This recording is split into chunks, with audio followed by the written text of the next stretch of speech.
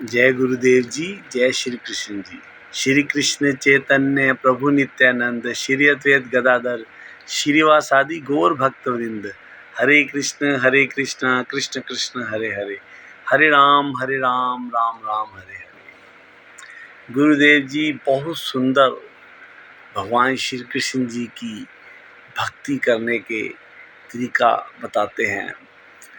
गुरु जी बताते हैं कि हम ये जो कुछ भी करते हैं, माला जपना, भगवान जी के नाम की, भगवान जी की दिव्य कथाएं सुननी, एकादशी का व्रत रखना और भगवान जी के जो सुंदर सुंदर दिवस आते हैं उनके जन्मोत्सव मनाना, श्री जन्माष्टमी हो गया और श्री वराह द्वादशी, ठीक है ना, श्री नरसिंह चतुर्दशी, ये सब मनाना, ये सब करना जी, इनका इंटेंट क्या है, इनका पर्पस क्या है, इनका मोटिव क्या है?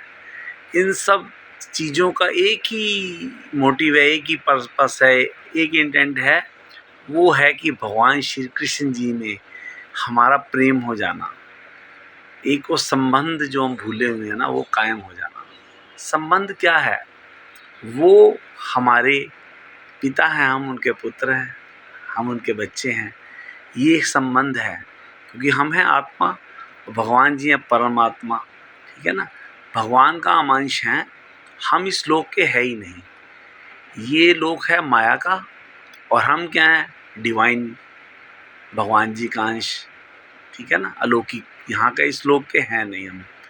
तो क्यों नहीं है? देखो, इस लोक में जो भी चीज़ है वो मरण धर्मा है, अर्थात अनित्य है। कोई भी चीज़ आप उठा के देख लो, वो उसकी एक डेट है। यहाँ से दवाई ले लो, कोई मशीनरी ले लो, कोई और कोई आइटम ले लो, कोई लकड़ी की, किसी चीज़ की, लोहे की, सबका एक एक्सपायरी है, वो ख़त्म हो जाएगी।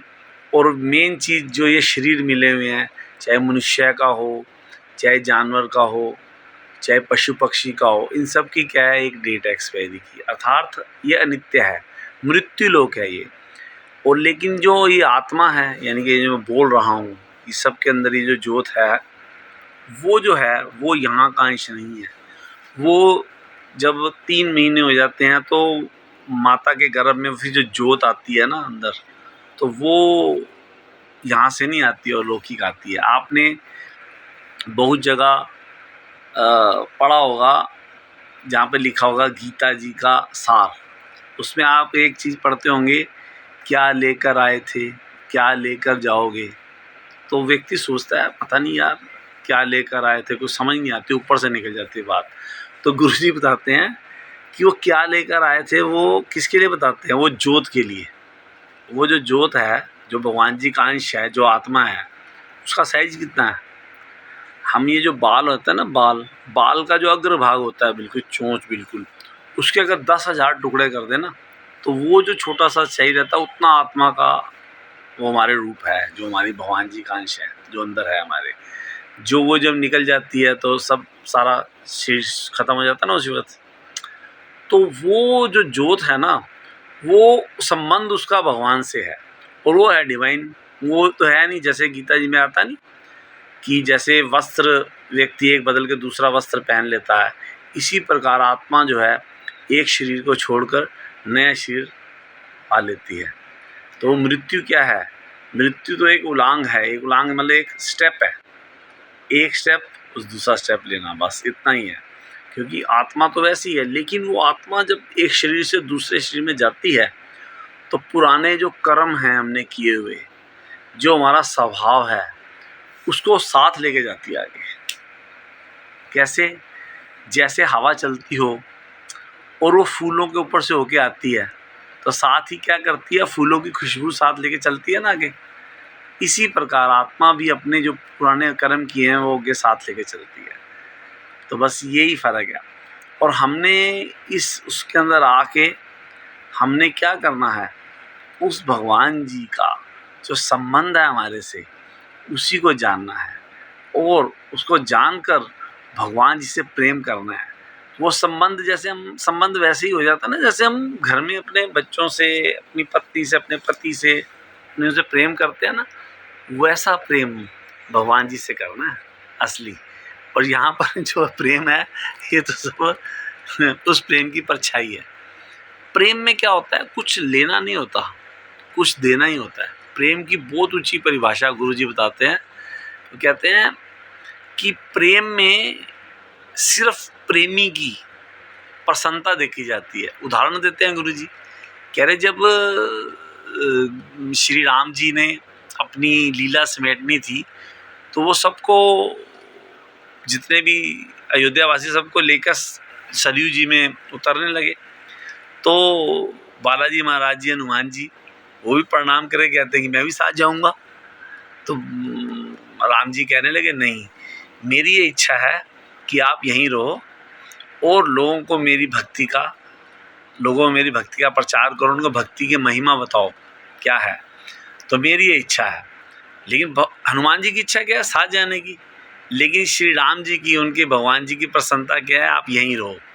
तो प्रेम की ये इंतहा कि उन्होंने, देखो राम जी के कहने पर अयोध्या जी में आज भी आप जाओ तो हनुमान जी का मंदिर है ना, ऊंचाई पर जाकर बनाया हुआ पूरा, ठीक है ना।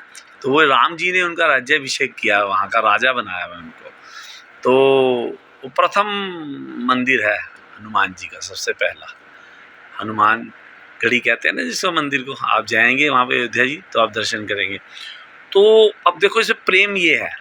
ऐसे ही एक और उदाहरण देते हैं गुरु जी कि जैसे जब अयोध्या जी में वो जब जाने लगे राम जी, तो भरत जी आ गए साथ में।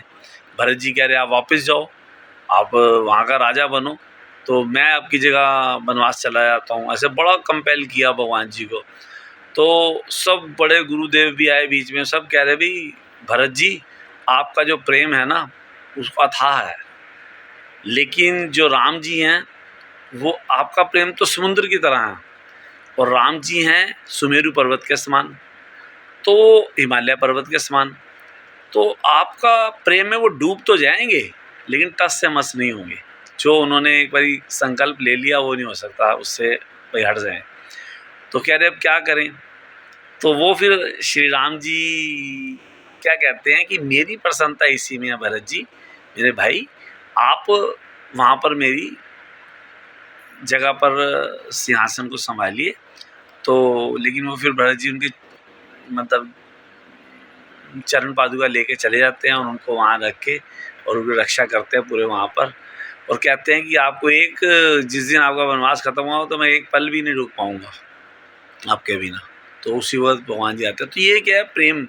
अब भरत जी चाहते हैं कि राम जी वहाँ जाएं, लेकिन प्रेम करते हैं ना अपने भाई जी से, राम जी से, तो उनकी इच्छा है कि आप वो करें, तो उन्होंने मान ली ना। तो ये है प्रेम की। प्रेम में अपनी नहीं देखी जाती कि मेरे को किस में मजा है, मेरे को किस में इच्छा है, उसमें प्रेमी जिससे आप प्रेम करते हैं। अब जैसे राधा जी हैं, अब राधा जी जब वो रास होता है भगवान जी के वहाँ पे साथ में, तो रास के बाद तो राधा रानी कहते हैं मैं थक गई हूँ, मेरे पाँव की धूल झाड़ दो, मेरे चरण दबा दो। कान्हा जी को कह रहे हैं भगवान जी को, सोचो। तो भगवान जी को प्रेम से कह रहे हैं ना। अब इसके पीछे भी बड़ी गहराई की बात है कि वो राधा जी जो वो चरण दबाने के लिए जो कह रहे हैं कान्हा जी को, उसमें भी उनका प्रेम ही झलकता है। कैसे कि उनको पता है कि कान्हा जी में चरण दबाएंगे तो वो प्रसन्न नहीं होंगे इससे, तो इसलिए वो उनको ये कहते हैं। तो बहुत मर्म की बातें, गहराई प्रेम की बातें गुरु जी बताते हैं।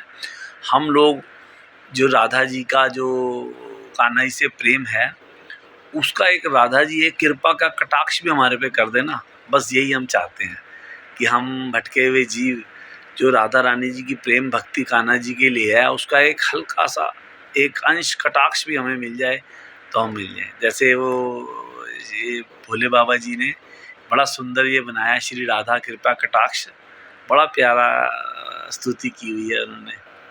तो वो हमें सुननी चाहिए, भगवान जी की कथा सुननी चाहिए, जिससे हमारा जो हमारे अंतरांश है ना जो भगवान जी का, उसकी खुराक यही है। जैसे शरीर की खुराक है ना, पनीर खा लो, दूध पी लो, मक्खन खा लो, फ्रूट क्रीम खा लो, अच्छी चीज़ें खा लो, शरीर पुष्ट होता है। लेकिन आत्मा जो है ना वो भगवान जी का अंश, वो क्या चाहती है, भगवान जी की दिव्य कथाएं। तो वो हमें कहाँ से मिलेंगी? गौड़िया संप्रदाय जाएंगे आप, गौड़िया मठ में जाएंगे, गुरुजनों के पास जाएंगे, ऑनलाइन भी इनकी कथाएं आती हैं, वो सुनो और अपने जीवन में वो चीज़ें ले आओ और अपने कर्तव्य को निभाते हुए भगवान जी प्रेम भक्ति पाओ। जय गुरुदेव जी, जय श्री कृष्ण।